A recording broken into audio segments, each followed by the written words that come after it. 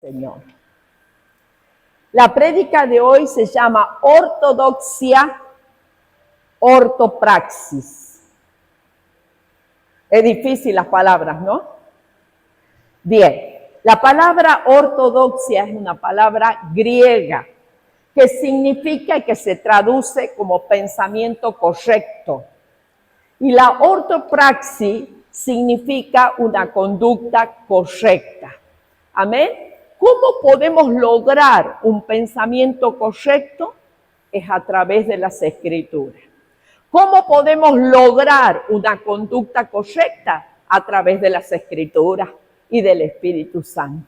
Amén. No podemos lograr ser correctos en nuestra manera de comportarnos hacia nosotros mismos, ni comportarnos hacia nuestra familia, ni siquiera podemos amar a nuestra familia correctamente si antes no hemos amado al Señor y si antes no nos hemos nutrido de la palabra. ¿Por qué? Porque nosotros no sabemos amar. El amor humano es un amor egoísta.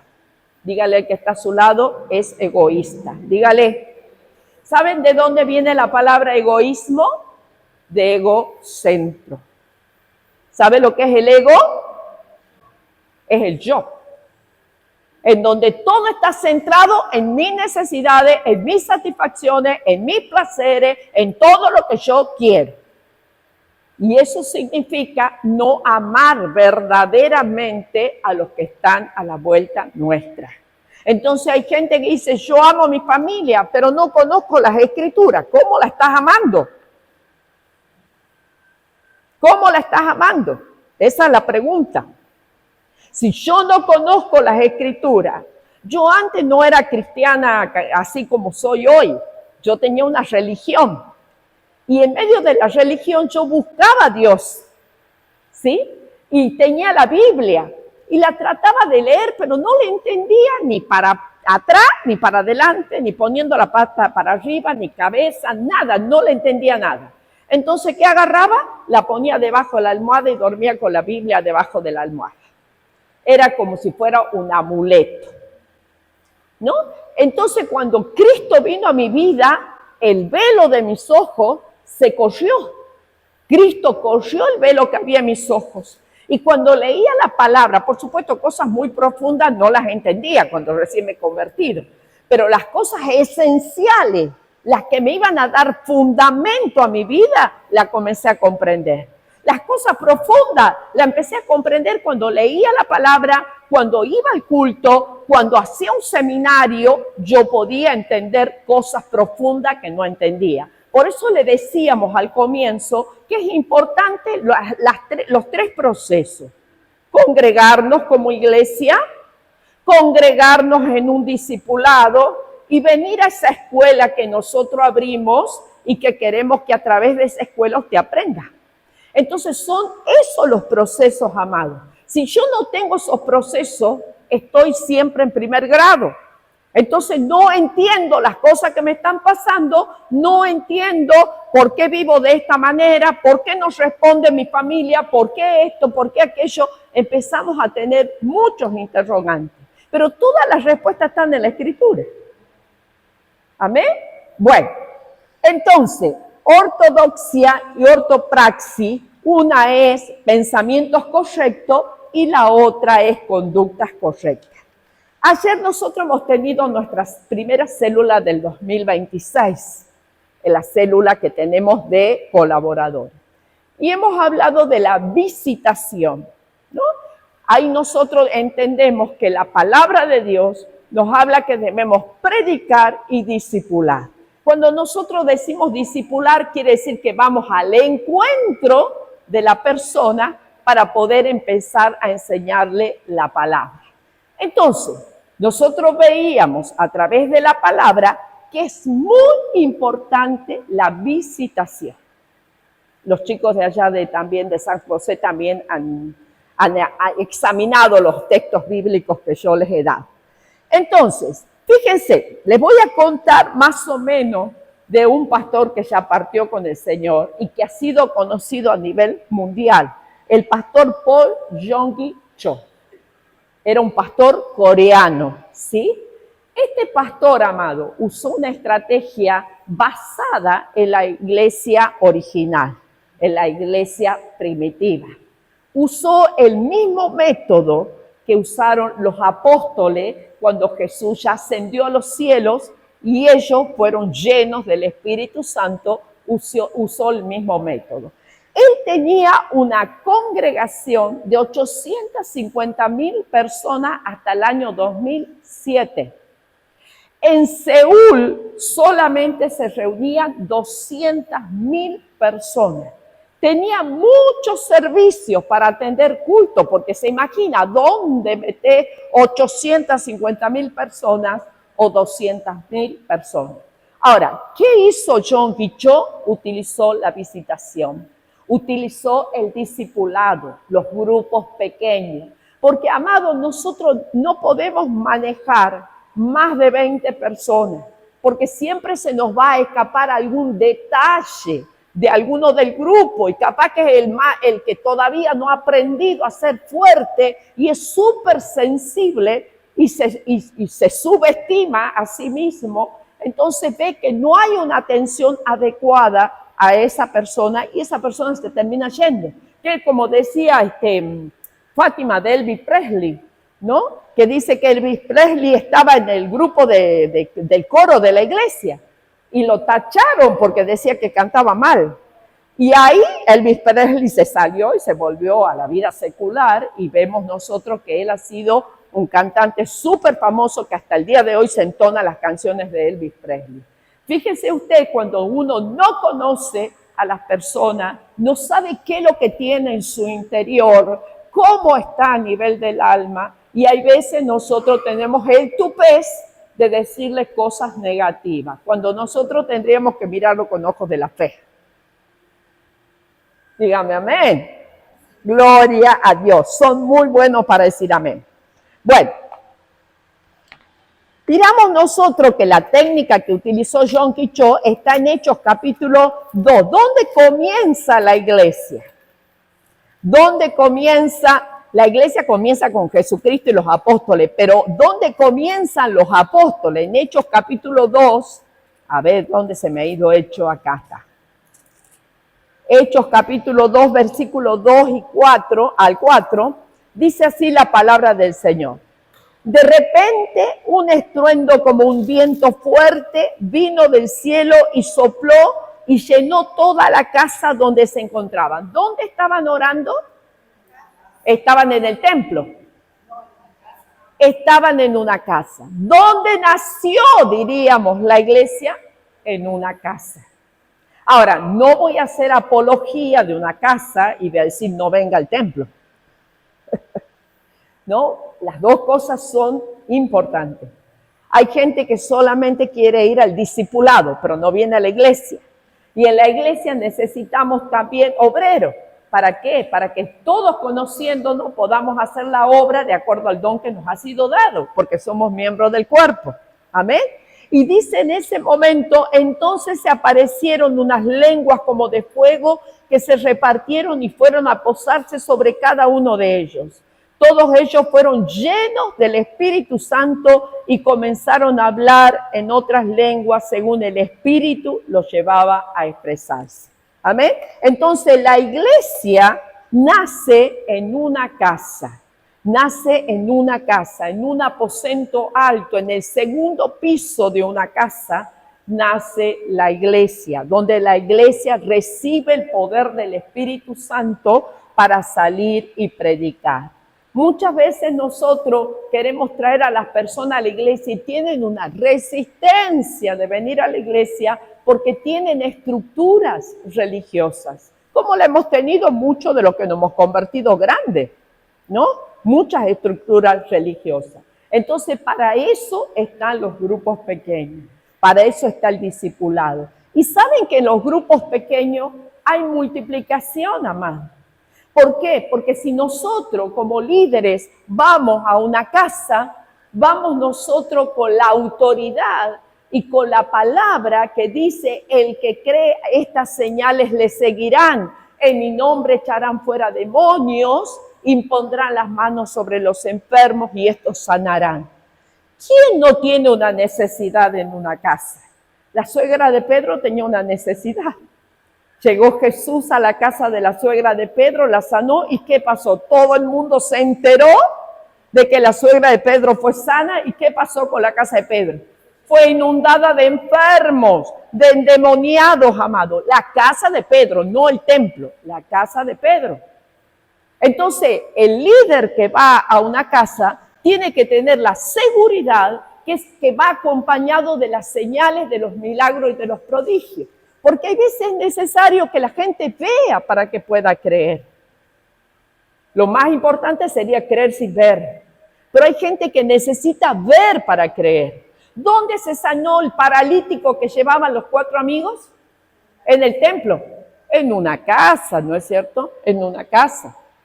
¿Dónde resucitó Jesús la hija de Jairo? En una casa, amado. No dijo, tráigala al templo para que yo la resucite. En una casa. ¿Y qué hacía Jesús? Caminaba por los caminos, se encontraba con multitudes en la aldea, pero llegaba a las casas. Era importante, amado, porque ahí empezaba todo. En una casa empieza cuando el reino de los cielos, decíamos, que Él venga a tu reino, a mi hogar.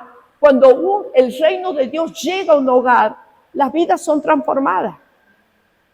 Yo vengo de un hogar, amado, donde todo el tiempo eran peleas.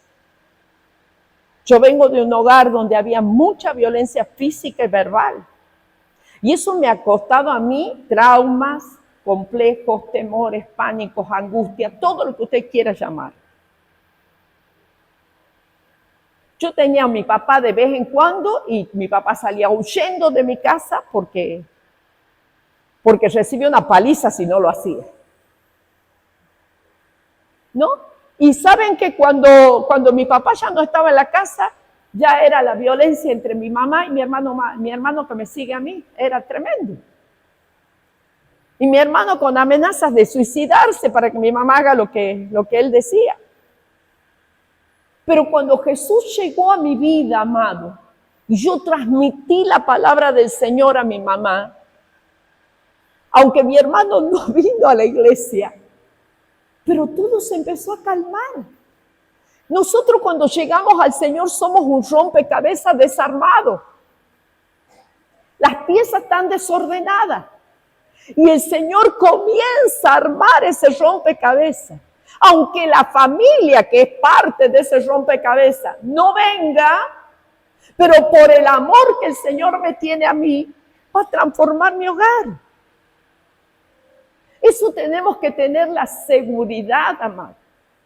Por eso nosotros vamos a los hogares, porque aunque uno solo nos escucha, amado, nosotros tenemos que tener la fe y la visión más allá de lo que me muestra la realidad, de que Dios va a transformar ese hogar, que Dios va a cambiar ese hogar. Saben que nosotros estamos tan llenos de conocimiento y tan llenos de información que hemos perdido la visión de la fe, de mirar con los ojos de la fe las cosas. Yo creo que nos estamos volviendo un poco medio racionales. Por eso no nos movemos en la dimensión de la fe. Y por eso fracasamos en el transmitir la palabra, porque nos juega una mala pasada el razonamiento. Y a Dios no se lo razona, a Dios se le cree. Amén. Si yo creo que Él puede hacer algo por mi vida y por mi familia. Yo tengo que creerlo, aunque no lo vea. Amén. Entonces, es tan importante la visita a las casas. En Hechos 8:3, dice, Saulo hacía destrozo en la iglesia y entraba en las casas y arrastraba a hombres y mujeres y los llevaba a la cárcel. Él sabía dónde lo podía ubicar. ¿Dónde los ubicaba? En las casas. Investigaba dónde se reunían, amados, y les caía en las casas y los arrastraba. El día que hemos tenido a los hermanos de Voz de los Mártires acá, hicieron una representación que yo les he contado. Yo estaba sentada ahí y unas ganas de llorar tremenda, de ver 3 mujeres que estaban tratando en la oscuridad de compartirse trocitos de la palabra. Y le caen los extremistas y le cortan el cuello a las chicas. Era una representación. ¿Se imaginan si la representación ha impactado tanto mi corazón? ¿Cómo será ver esa escena en la realidad, amado? Porque saben ustedes que el diablo le muestra a los enemigos de los cristianos dónde están. Una vez alguien me dijo, me daba con lujo de detalle cómo consumía, lo que le producía la adicción y las cosas que consumía, lo que le producía. Y después me cuenta y dice, mire, parece que el diablo me muestra dónde mi mamá esconde la plata. A donde la escondía la plata su mamá, ahí la descubría. Una vez la mamá hizo un hoyito en la pared y ahí metía lo que cobraba de su jubilación. Y el espíritu inmundo lo llevaba a ese hoyito y le sacaba la plata. Cuando el diablo quiere destruir, amado, le va a mostrar al que está enojado o al que tiene pensamientos extremistas, le va a mostrar dónde está el cristiano. ¿Me entiendes? Pero nosotros tenemos que creer que nada nos puede pasar. Y si nos pasa es porque Dios quiere que nuestras vidas sean un testimonio después de la muerte. Amén. Entonces, fíjense, dice que él entraba, era tan hostil la presencia de Saulo del Tarso que aún los mismos cristianos, cuando él se convierte, lo querían matar. Hacían estrategias entre ellos. ¿Cómo le iban a tender una trampa para matarlo?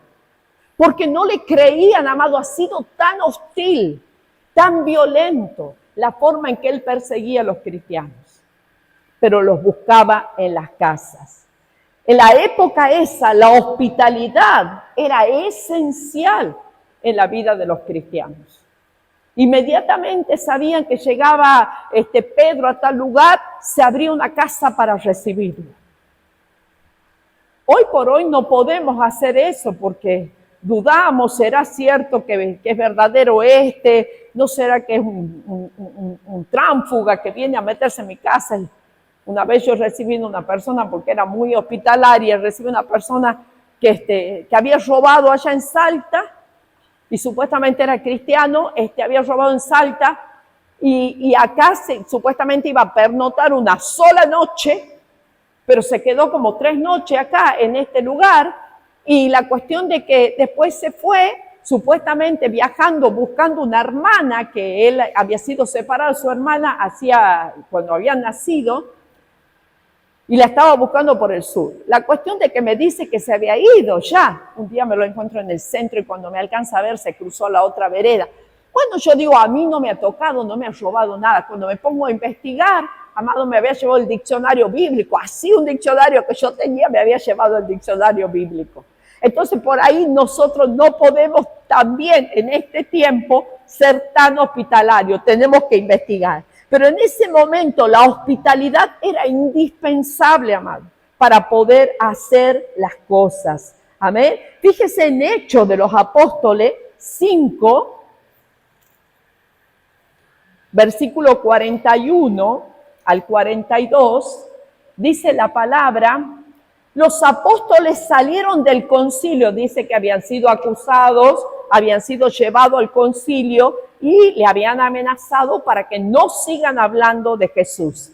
Y dice en esta palabra, los apóstoles salieron del concilio felices de haber sido dignos de sufrir por causa del nombre. Y todos los días no dejaban de enseñar y anunciar en el templo y por las casas las buenas noticias acerca de Cristo. ¿Dónde enseñaban? ¿Dónde enseñaban? En el templo y en las casas, amados.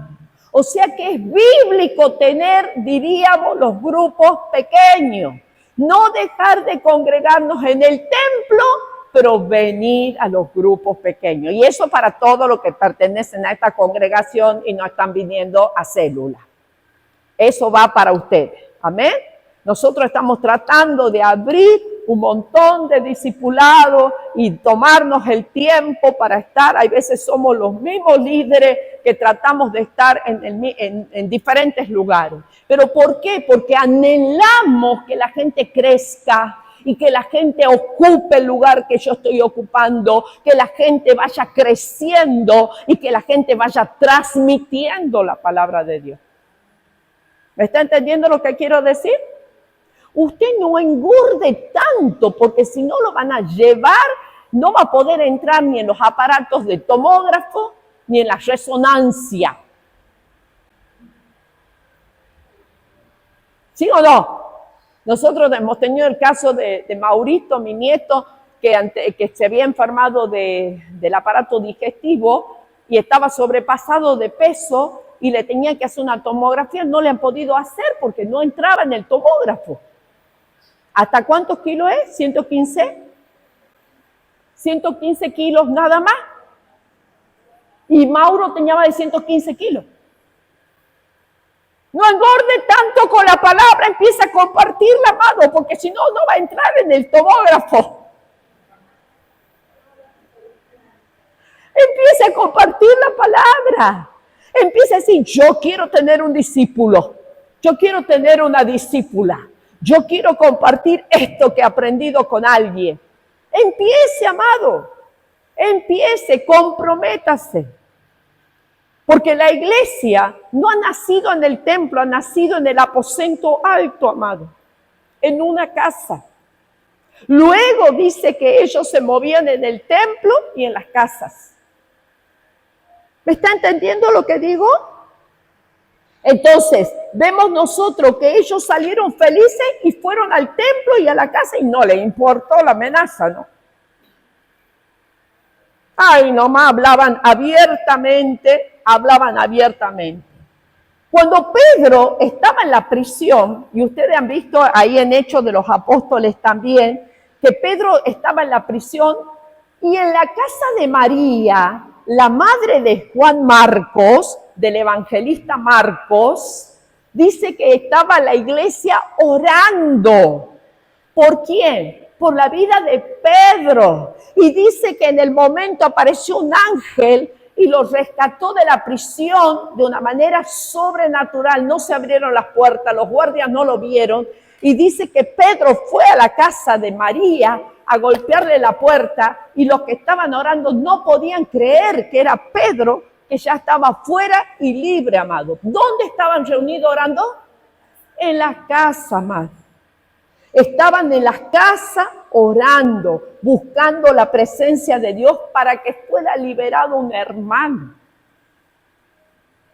Desde la pandemia nosotros hemos aprendido a orar por Meet, Google, Zoom.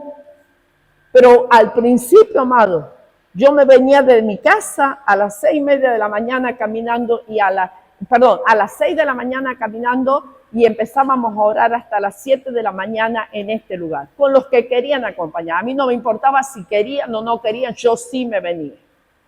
Pero a través de la pandemia comenzamos a dejar de unirnos en oración de manera presencial en un ambiente físico. Que también eso nos juega una mala pasada, porque ahí el estar en contacto, amado, corporalmente, emocionalmente, espiritualmente en la oración, también nos ayuda a crecer, nos ayuda a desarrollarnos. Entonces, ¿es un bien? Sí, el contacto a través de la tecnología. Pero sería mucho mejor si un día de la semana nosotros nos reuniéramos en algún lugar para orar. Yo creo que sucederían cosas maravillosas. ¿Me dice sí o no? Están dormidos. No quiero hacerlos dormir, quiero despertarlos. Hechos capítulo 12. Fíjese lo que dice. Bueno, ahí está lo de Pedro, ya no lo vamos a leer. 12 del 11 al 17 es lo que yo le quería hacer referencia de lo que eran las casas en la oración. Ahora capítulo 16, versículo 15. 16:15, dice la palabra, cuando ella y su familia fueron bautizados, dice, el suplicante nos dijo, si ustedes consideran que soy fiel al Señor, vengan a mi casa y hospédense allí. Nos sentimos obligados a quedarnos allí. Versículo 40, dice la palabra acá, al salir de la cárcel se dirigieron a la casa de Lidia. ¿Quién se había bautizado? Lidia y su familia. Dice que cuando salieron de la cárcel porque estaban acusados de haber hecho sublevación en Cesarea, en Filipo, ellos empezaron a ser perseguidos y fueron metidos en una cárcel. Y dice, al salir de la cárcel se dirigieron a la casa de Lidia y luego de ver a los hermanos lo consolaron y se fueron. Qué importante es la visita para aquel que necesita consuelo, para aquel que está debilitado, para aquel que necesita la presencia de un hermano en la casa. Hay veces nosotros decimos, bueno, ya te hablo por WhatsApp, videollamada, ya te llamo. No es lo mismo que tocarle las manos, que ponerle la mano en el hombro y orar por la vida del hermano. Dígame si no. Yo, por ejemplo, voy a tal lugar y capaz que no voy bien, físicamente no voy bien. Pero cuando me encuentro con el grupo al cual voy, amado, en ese grupo yo puedo encontrar fortaleza. Pero hay gente, perdóneme, me acabo de arrancar el ar. Hay gente, amado, de que se queda depresiva en la casa. Hay gente que dice, bueno, hoy no estoy con ánimo de ir al grupo. Hoy estoy tan dolorida, tan cansada, estoy tan deprimida, no me han salido las cosas como quiero. Andate al grupo pequeño para que te fortalezca. Si el aliento de tu hermano, ¿saben lo que es el aliento? Es soplo, despierta el que duerme. Despierta el que duerme. Gloria al Señor. Entonces, el soplo, amado, el soplo, el aliento que el otro tiene, la fortaleza que el otro tiene, me inyecta a mí fuerza. Yo no veía las horas que empieza el sábado a la mañana la célula, pero capaz que a otra persona no es lo mismo. Yo soy la que vengo a dar la célula, pero ¿saben qué? Me aliento con verle las caras. Es así, me pasa así. Cuando voy a San José me pasa lo mismo. Hay veces no voy bien, amado. No cree que la pastora tiene 100 puntos en salud, 100 puntos emocional, 100 puntos espiritual. No. Por ahí tengo 30, por ahí tengo 20. Durante los 200 primeros años de la era cristiana, la iglesia se reunía en casas. La ventaja de reunirse en casa vamos a ver ahora. ¿Cuáles son las ventajas de reunirnos en casa? La primera ventaja es que llegamos a comprender que somos familia.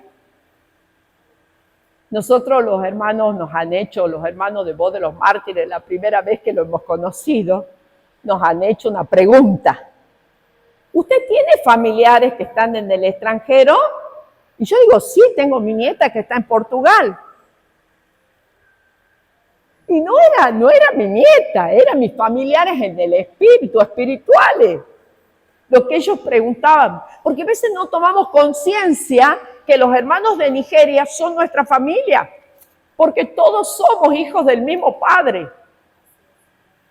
Por eso cuando oramos, amados, yo creo que amamos a nuestra familia, ¿no es cierto?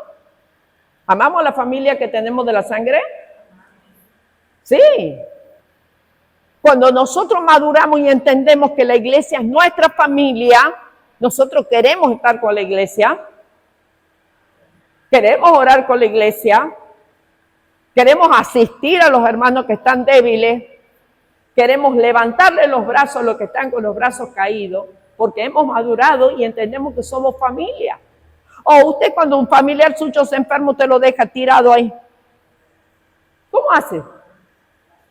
¿Qué te pasó con tu papá? te has preocupado, lo has llevado al médico, con José han ido, lo han llevado a hacerle el estudio, luego el bloqueo y todo lo demás. ¿No es cierto? Eso hacemos por nuestra familia. Pero cuando nosotros tenemos la conciencia de que la iglesia es la familia donde hay un mismo padre, donde hay una cabeza, nosotros hacemos lo mismo que Fátima ha hecho con su papá. Asistimos a los hermanos. No lo miramos con malos ojos. Amén. Sí, hay algunos que se portan mal, bueno, y que dan ganas de darle una chirriada. En Efesios capítulo 2, 19, pero no le pegamos, ¿no? No le pegamos, le tiramos los pelos nomás. No le tiramos de los pelos tampoco. No van a pensar que está pastor, ay Dios mío. No quiero contar porque mi marido habla como si fuera, él se hace el gracioso en todo lugar. No voy a decir porque si no me... Bueno. Efesios 2, 19. Así pues ustedes ya no son extraños, dígale al que está a su lado, vos ya no sos un extraño para mí. Marcela, no sos una extraña para mí, vos también, Enzo, ya no sos un extraño para mí. Meli, no sos una extraña. Nina, no sos una extraña para mí, ¿no? Yo te conozco a vos. Gloria al Señor. Dice, pues ustedes ya no son extraños ni extranjeros, sino que son considerados ciudadanos de los santos y son familia de Dios. Eso dice Efesios 2:19, amado. ¿Qué somos? ¿Qué somos? Familia de Dios. Familia de Dios. Entonces, la primera ventaja de un grupo pequeño, que entiendo que soy familia. La primera ventaja. La segunda ventaja, que empiezo a crecer espiritualmente. Efesios 2, versículo 20 al 21.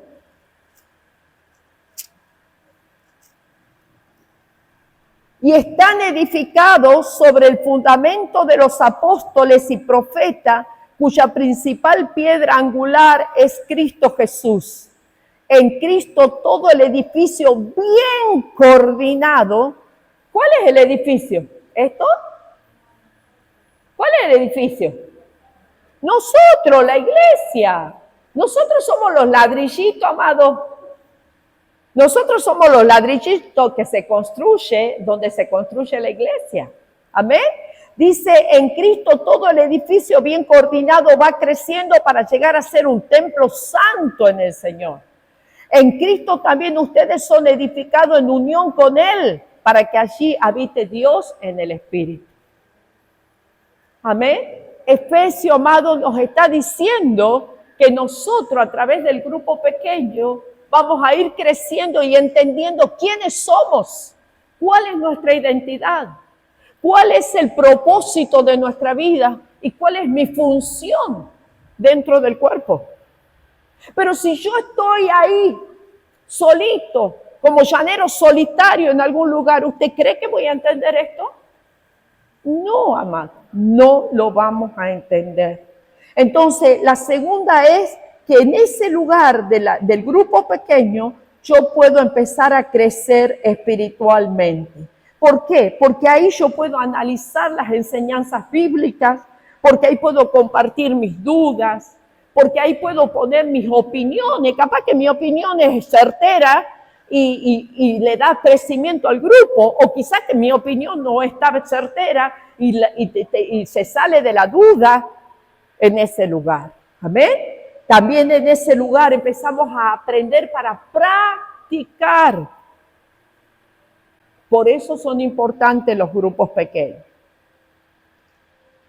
Otro punto, amado, el punto número 3. Empezamos a crear relaciones fraternales y son tan fuertes, amado, que nunca vamos a estar de acuerdo inmediatamente, pero van a ser tan fuertes los vínculos que vamos a tener. Miren, hay veces nosotros nos reunimos los pastores y hay discusiones, amado. hasta que llegamos a un acuerdo y cualquiera que nos escucha va a decir, estos son pastores, ¿cómo se lleva? Pero hay veces hay que discutir porque cada uno quiere hacer valer su verdad, su propia verdad. ¿Me entiende? Hasta que llegamos a consensuar entre todos y sacamos un común denominador de todo lo que se ha dicho y ahí entendemos a dónde tenemos que llegar. Entonces, no quiere decir, amado, de que nosotros vamos a tener una comunión fraternal, pero lindísima, en donde no va a haber discusiones, donde no va a haber malos entendidos. No, no, no. Usted tiene que armarse de esto, que en ese lugar se va a resolver. ¿Qué pasa hoy? Tenemos la generación cristal, que se ofende inmediatamente y se manda a mudar. Se quiebra. No soporta la presión. No soporta los cambios. Karincito. Intolerante mi bisnieto. Entonces, es en ese lugar donde se quiebran. Pero no se quiebran para ser restaurados nuevamente, se quiebran para irse. Y no es así, amado. No hay que irse. Hay que ver hasta qué punto me he equivocado o hasta qué punto tengo razón. Amén. Entonces, en ese lugar se crean las relaciones fraternales más fuertes. Y ahí en Hechos capítulo 2, versículo 44, Hechos 2, 44,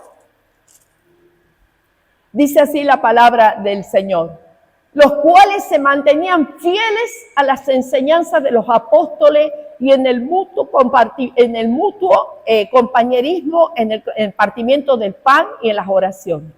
Al ver las maravillas y señales que los apóstoles hacían, todos se llenaban de temor y todos los que habían creído se mantenían unidos. Dígale al que está a su lado, unidos. Y compartían todo. Por supuesto que ahora no anda vendiendo, porque vendiendo las cosas sí, puede haber generosidad. Pero en ese momento dice, vendían sus propiedades y posiciones. No quiero que vayan a pensar que estoy pidiendo propiedades, ¿no? Y si alguien la quiere dar, bueno, gloria a Dios por el que quiera dar. Pero yo no pido propiedades, ¿no? No pido auto tampoco. Tengo mi autito ahí. No pido nada de eso, amado, ¿no? Pero si usted quiere donar, gloria a Dios, lo necesitamos. Amén. Y dice, vendían sus propiedades y posiciones y todo lo compartían entre todos, según la necesidad de cada uno. Todos los días se reunían en el templo y partían el pan en las casas y comían juntos con alegría y sencillez de corazón. Mientras alababan a Dios y brindaban ayuda a todo el pueblo. Y cada día el Señor añadía a la iglesia los que habían de ser salvos. ¿Dónde se reunían? En el templo. ¿Qué hacían? Confraternizaban. Si usted no tiene comunión con la iglesia, el mundo lo va a succionar, amado. Si usted más pasa en el mundo sin tener una necesidad de relación con la iglesia, el mundo lo va a succionar. Y usted se va a encontrar haciendo las cosas que el mundo hace. Por eso necesita los grupos pequeños y el congregarse en el templo también. ¿Me está entendiendo? Dime con quién anda y te diré quién eres. ¿Me está escuchando, no? Bueno, no es usted, pero bueno. El otro punto número 4. Fortalecimiento emocional. Nosotros aprendemos dentro del grupo pequeño a perseverar, a tener paciencia, a tener gozo.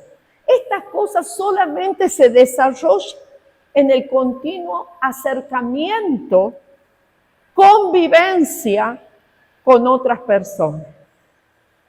Con otras personas que tienen caracteres y personalidades diferentes. A mí me gusta abrazarlos, besarlos, así era mi mamá también. Abrazarlo y besarlo, y hay otras personas que no le gustan. Hay nomante que vos te vas acercando, hay nomante estira la mano para que no te acerques y le dé la mano. ¿Ella también besa? No. Así te empuja. Bueno. A él. ¿No? Ah, sí.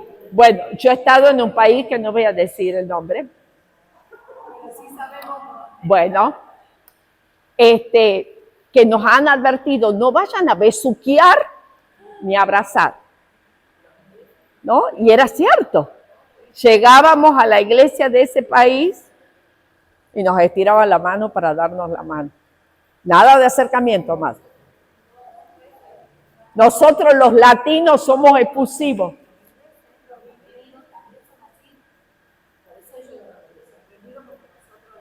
Cuando nosotros...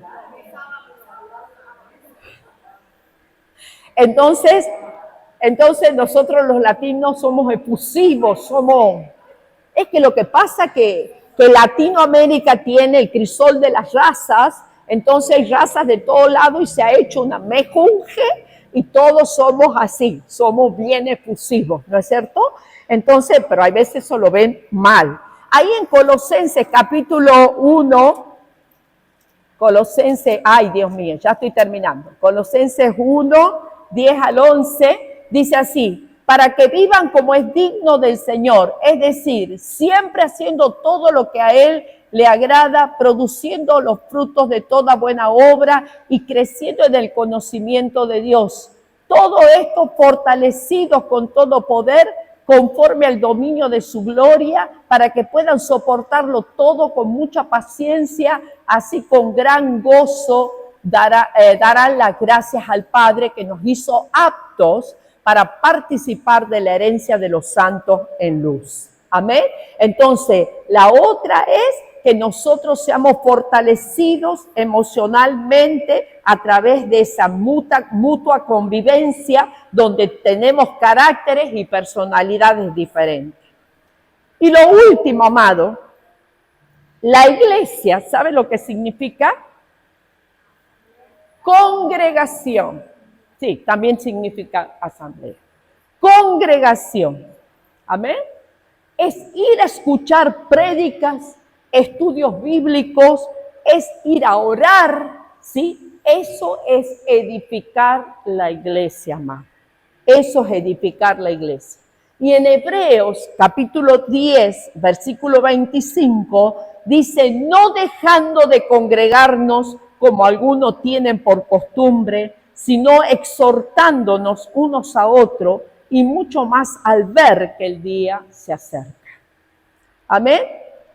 Nosotros tenemos que saber, amado, que las iglesias utilizan diferentes métodos. Algunos hablan de casa de paz, otros hablan de barca, otros hablan de célula, otros hablan, pero todos tienen el mismo fin. Como decía Fátima, capaz que a mí se me pasa algo porque ya tenemos un grupo más grande, pero están los líderes que están atendiendo esos grupos pequeños que pueden saber lo que le está pasando al que yo no me doy cuenta, pueden ver lo que le está pasando y a su vez ese líder me puede traer la información para que veamos qué hacemos por ese hermano o por esa hermana.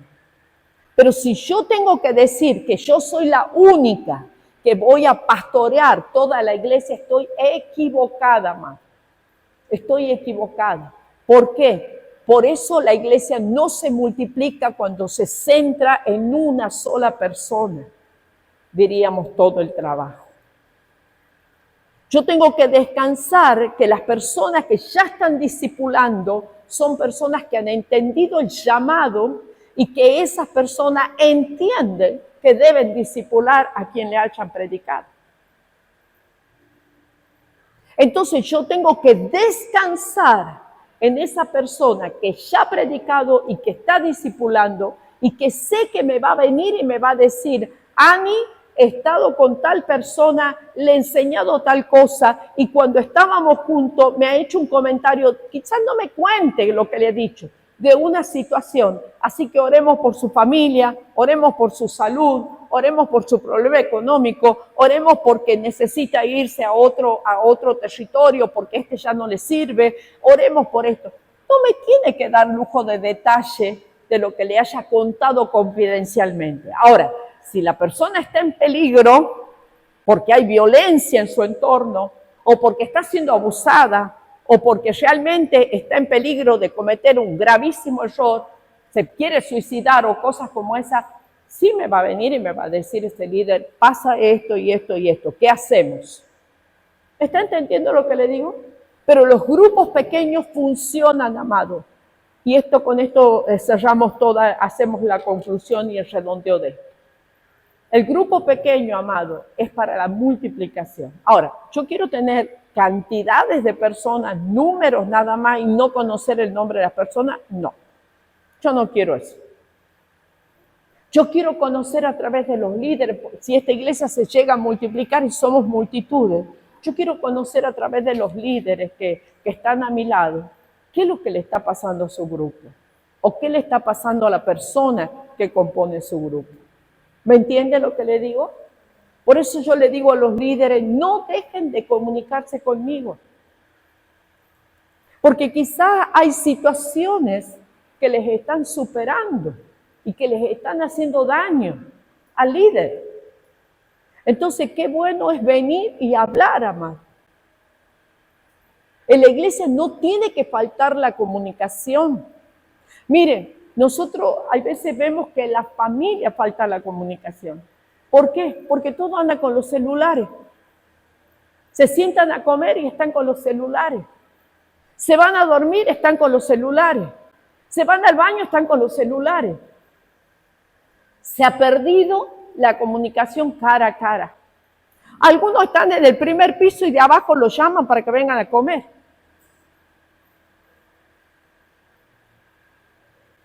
Ya no es el grito, ¡eh, baja a comer! Ya no gritamos, ay, hola, ya está la comida, ya está servida en la mesa. ¿Decimos así o no?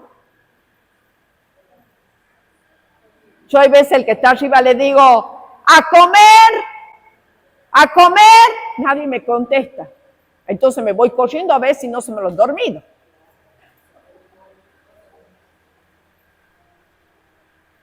¿Me entiende? Es necesaria la comunicación, amado. Es necesaria la comunicación. Entonces la iglesia usó esta estrategia y la iglesia creció, amado. La iglesia creció porque los que miraban veían esa unidad que en el mundo no hay. Si mire, aún nosotros como iglesia vemos familia, amado, que una y otra vez la tenemos que estar aconsejando porque se llevan re mal dentro de la casa, porque no se pueden entender, porque no se expresan con sabiduría las necesidades, porque solamente se gritan y todo lo demás. ¿Se imagina nosotros que venimos de diferentes familias con diferentes matrices de aprendizaje, lo que puede pasar en la iglesia? Pero ¿saben cuál es el milagro? ¿Saben cuál es el milagro? Que el Espíritu Santo nos crea la unidad. Entonces nosotros necesitamos, amados, tener mayor comunión como iglesia a través del congregarnos en el templo, de ir a los discipulados, de venir a una escuela de crecimiento, amados. Necesitamos eso. Y eso va para los líderes que tienen célula y que por ahí nunca vienen al culto, las personas que tienen en su célula. Tienen que enseñarle que el templo también es importante. ¿Me está entendiendo? ¿Están cansados? Ya termino. Acá termino. Gloria al Señor. ¿Hemos entendido la enseñanza de hoy? ¿Qué hay que hacer, Adri? Ir a los grupos. No, la Adriana que está allá atrás. La Adriana Andrés. Venir a la escuela de crecimiento. Y también hacer la tarea de empezar a multiplicarnos. Amén. De empezar a multiplicarnos. Entonces, acá los días miércoles a las 6 de la tarde, antes del culto, va a funcionar una célula mixta, porque antes lo separábamos los hombres de las mujeres. Bueno, pero como no tenemos suficiente liderazgo, entonces el día miércoles, antes del culto, a las 6 de la tarde, de 6 a 7, funciona una célula acá. Para todos los que están sin un lugar donde ir. Para todos, amados, es necesario. Yo espero que esta enseñanza no le haya entrado por acá y le haya salido por acá, ¿no? Yo espero que le haya entrado por acá, haya ido para acá. Así que todos necesitamos estar en un discipulado. Porque si yo aprendo a estar siendo discipulado, voy a tener discípulos. Pero si yo no me dejo discipular, amado, no voy a tener discípulos. Porque todo lo que se siembra se cosecha. Amén. Oramos por esta palabra y si hay gente que nos ve por primera vez y nunca ha oído de Cristo Jesús, sí conoce que existe un Cristo, pero no sabe para qué ha venido a este mundo, yo quiero decirle en esta mañana de que Cristo vino con un propósito y el propósito era reconciliarnos con Dios. ¿Por qué nos tenía que reconciliar? Porque dice la palabra que nosotros éramos enemigos de Dios por causa del pecado que moraba en nosotros. Amén. Entonces Cristo vino a perdonar nuestros pecados y a reconciliarnos con Dios el Padre. Así que antes que oremos por esta palabra, para que se internalice en nuestro corazón y podamos ponerla en práctica, vamos a hacer la oración de reconciliación, de poder confesar nuestros pecados y de poder abrir nuestro corazón para Cristo. Amén. Así que vamos a repetir. Dice la palabra, con la boca se confiesa para salvación y con el corazón se cree para ver la justicia de Dios. Amén. Así que vamos a decir juntos, Señor Jesús, hoy reconozco que soy pecadora y que necesito el perdón de mis pecados. Por eso vengo a ti, Jesús, creyendo y confesando que tú eres el único Salvador y el único que puedes perdonar mis pecados. Hoy te pido perdón, Señor, y te pido que me limpies de toda forma de pecado, mi corazón, mi mente, mi cuerpo, mis relaciones, en el nombre de Jesús. Hoy te abro mi corazón y te recibo como mi Señor para hacer tu voluntad y como mi Salvador para el perdón de mis pecados. En el nombre de Jesús. Amén y amén. Gloria a Dios. Vamos a orar por esta palabra ahora que todos hemos confesado a Cristo. Padre, en el nombre de Jesús, nosotros estamos aprendiendo, Señor. Quizás algunos ya lo saben, pero no lo han practicado. Qué importante es el discipulado.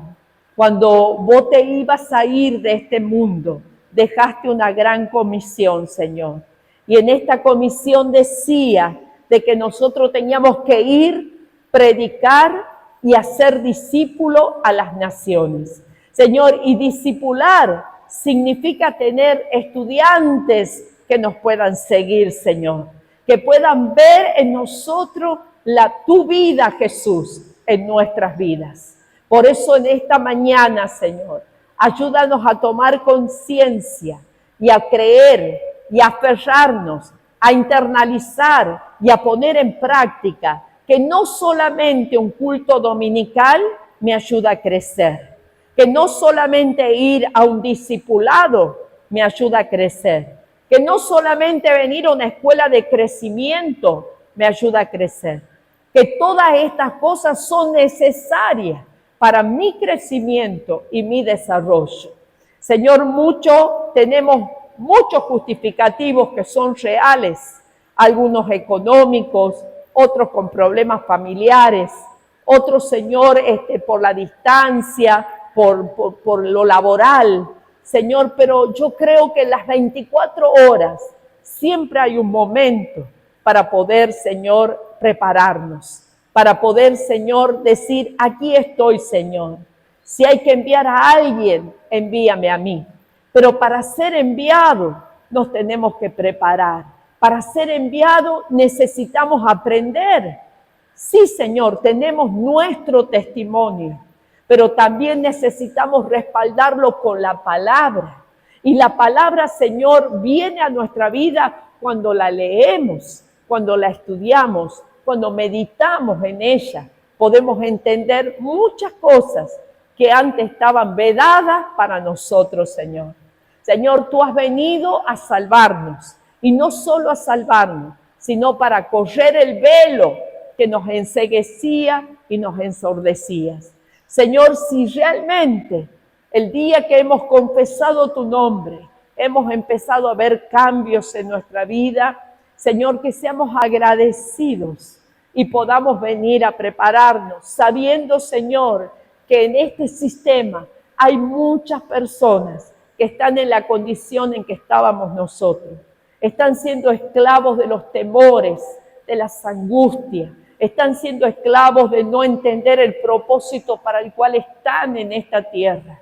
Algunos han pensado, Señor, ¿para qué me habrá tenido mi madre? Hubiera muerto en el embarazo o en el parto.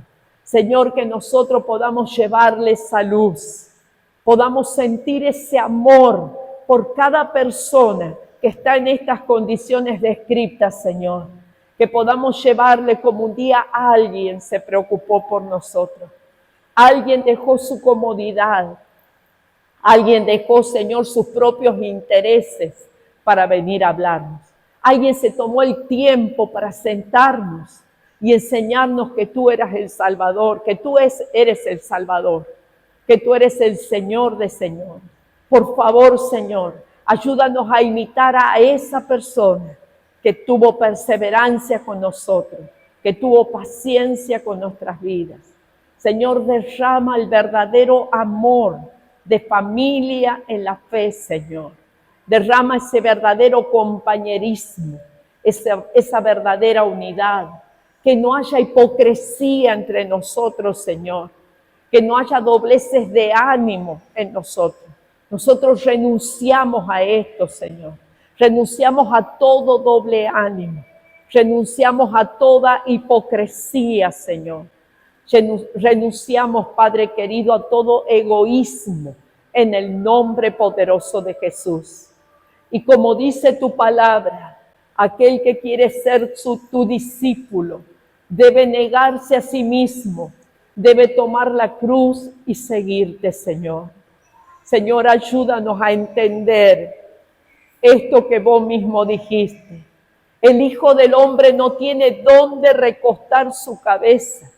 El Hijo del Hombre no descansa, porque su plan es la salvación del mundo entero. Que nosotros tengamos plasmado en nuestras mentes y en nuestros corazones que ese pensamiento que tiene Jesucristo, el Padre y el Espíritu Santo, tiene que estar también en nosotros. Danos amor por las personas. Danos paciencia con las personas, Señor. Danos perseverancia a pesar que no veamos nada como el profeta Habacuc en la vida de las personas. Ayúdanos a perseverar, porque tarde o temprano, Señor, esa persona va a entender y se va a levantar y va a predicar y va a discipular y va a ir hasta donde tú le digas que tienes que ir, Señor. Ayúdanos a verle con esa mirada, Señor.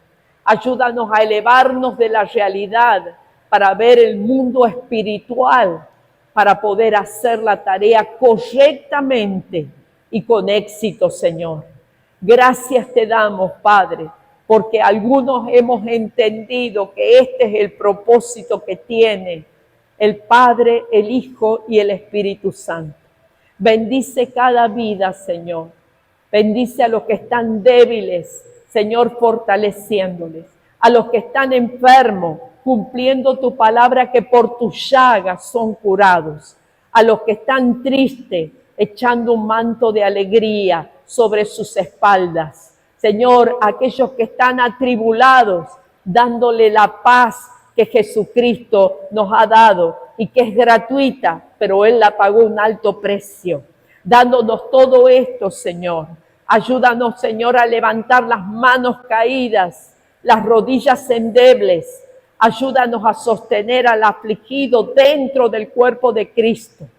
Ayúdanos, Señor, en el nombre de Jesús. Y Padre, en esta hora declaramos que la iglesia crece, se desarrolla y se multiplica, porque esa es la voluntad del Padre desde el Génesis hasta el Apocalipsis, que nosotros debemos ser, Señor, aquellos que multiplicamos en el nombre de Jesús y que somos fructíferos. Si hay esterilidad en los vientres espirituales, hoy reprendemos esa esterilidad en el nombre de Jesús y declaramos, Padre, que cada vientre engendrará hijos espirituales, No importa la edad que tengan, si son niños, si son adolescentes, si son jóvenes, adultos, hombres o mujeres, ancianos, todos vamos a fructificar. Todos vamos a tener vientres fructíferos para dar a luz hijos espirituales. En el nombre poderoso de Jesús, lo declaramos en esta mañana y te damos gracias, Señor. Gracias, Señor. Amén y amén. Gloria a Dios.